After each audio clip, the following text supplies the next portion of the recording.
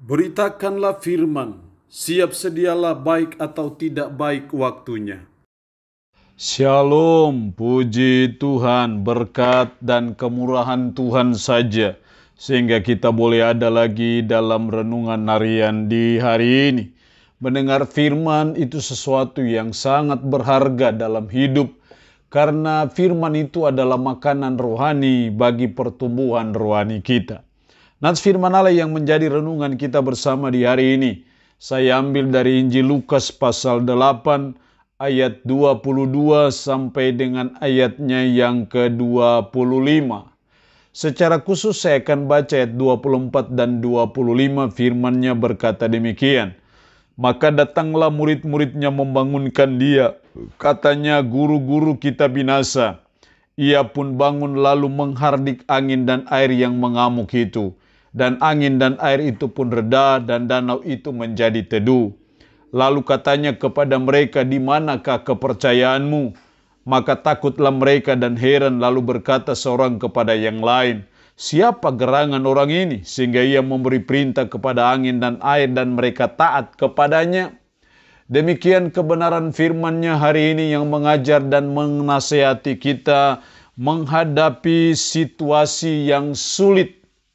Saya percaya dalam perjalanan hidup kita ini kita pernah mengalami masa-masa yang sulit, menghadapi situasi-situasi yang sulit dalam hidup ini. Apakah itu situasi yang sulit dalam bentuk penderitaankah, kesulitankah, penyakit,kah, persoalankah, tantangan apa saja? Itu namanya situasi yang sulit. Itu namanya masa yang sulit. Lalu bagaimana sebenarnya respon kita menghadapi situasi yang sulit? Kita seharusnya bersikap seperti apa, bertindak seperti apa yang diajarkan Yesus bagi saudara dan saya. Kalau kita perhatikan ayat 25, lalu katanya kepada mereka, di manakah kepercayaanmu? Ketika mereka sedang diombang-ambingkan oleh angin tofan dan mereka dalam keadaan situasi yang sulit, terus mereka datang kepada Yesus membangunkan dia dan Yesus menghardik angin dan air dan itu pun reda. Setelah reda Yesus berkata, di manakah kepercayaanmu? Dari situ kita melihat bahwa sesungguhnya Yesus mau murid-murid waktu itu mengalami situasi yang sulit. Mereka harus punya kepercayaan. Yesus mau supaya mereka tetap punya iman.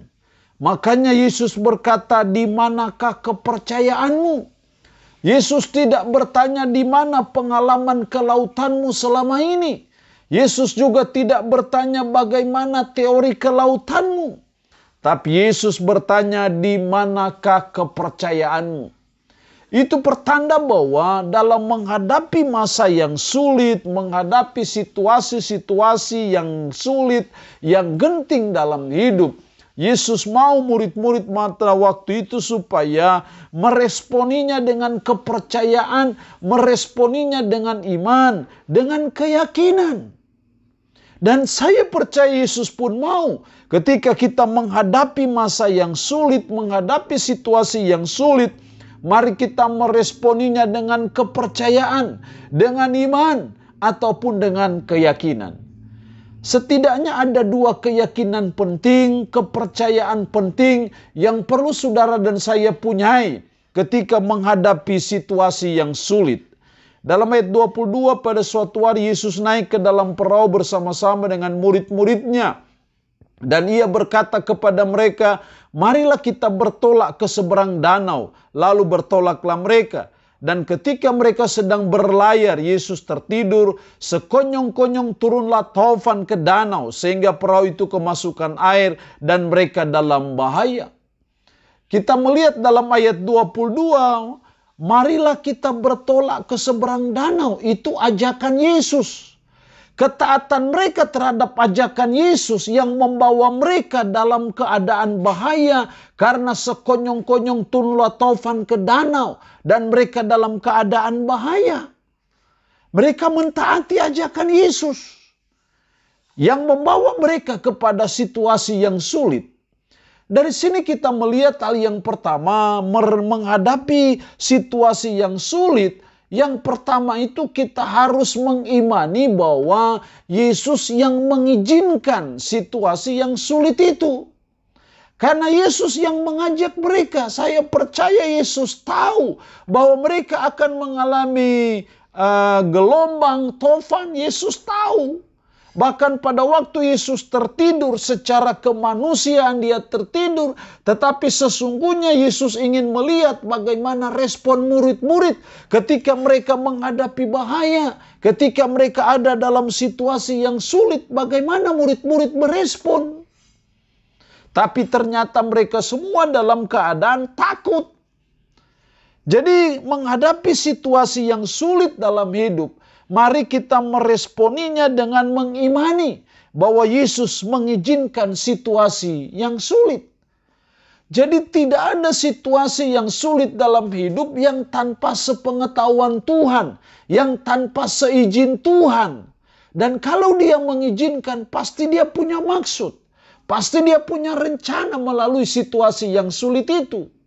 Jadi apapun situasi genting, situasi sulit yang saudara sedang hadapi hari-hari ini, mari kita melihat dengan kacamata iman bahwa Yesus mengizinkan situasi yang sulit.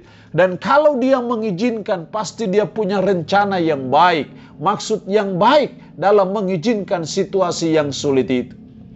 Hal yang kedua dalam menghadapi situasi yang sulit, yang kedua dalam ayat 24, lalu katanya kepada mereka, di manakah kepercayaanmu? Maka takutlah mereka dan heran. Lalu berkata seorang kepada yang lain, siapa gerangan orang ini? Kita lihat dulu dalam ayat 24, maka datanglah murid-muridnya membangunkan dia, katanya, guru-guru kita binasa. Ia pun bangun lalu menghardik angin dan air yang mengamuk itu. Dan angin dan air itu pun reda dan danau itu menjadi teduh. Ketika ombak dan gelombang tofan yang dahsyat apapun, Yesus menghardiknya dan akhirnya angin dan air yang mengamuk itu reda dan danau itu menjadi teduh. Di sini kita melihat bagaimana kuasa Yesus, demonstrasi kuasa Yesus terhadap alam. Karena dia yang menciptakan alam semesta sehingga alam pun tunduk kepada dia. Sehingga dia memberi perintah sehingga angin dan air itu pun reda. Di sini kita melihat hal yang kedua dalam menghadapi situasi yang sulit. Kita harus mengimani bahwa Yesus sanggup menolong kita. Yesus sanggup meneduhkan badai dalam hidup. Yesus sanggup menolong menghadapi masa yang sulit dalam hidup. Kita harus punya keyakinan itu. Jadi ketika menghadapi situasi yang sulit, sesulit apapun, mari kita percaya, kita mengimani bahwa Yesus sanggup menolong saya.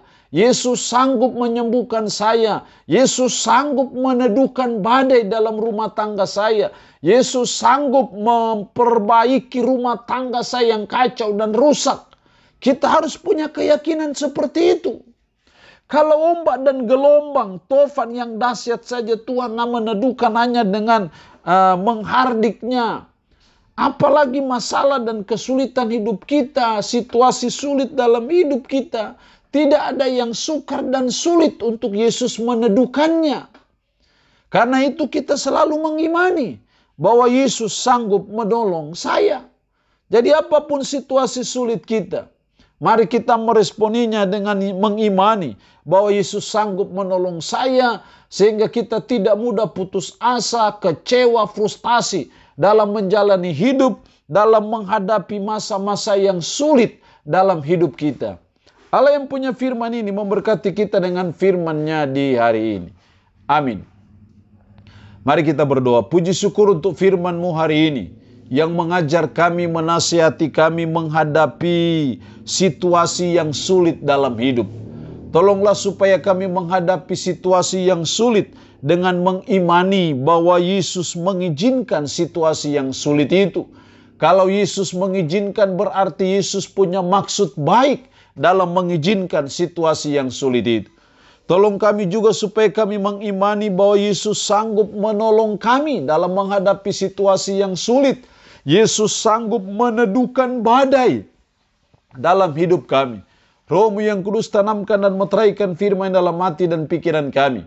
Dan sanggupkanlah kami untuk bisa memberlakukan firman ini dalam hidup kami sehari-hari. Hamba mohon berkat bagi umat-Mu yang mendengarkan renungan harian di hari ini. Yang sakit hamba berdoa dalam nama Yesus.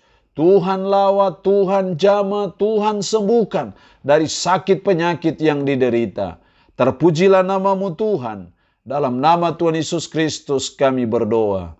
Amin. Shalom. Tuhan Yesus memberkati kita dengan firman-Nya di hari ini.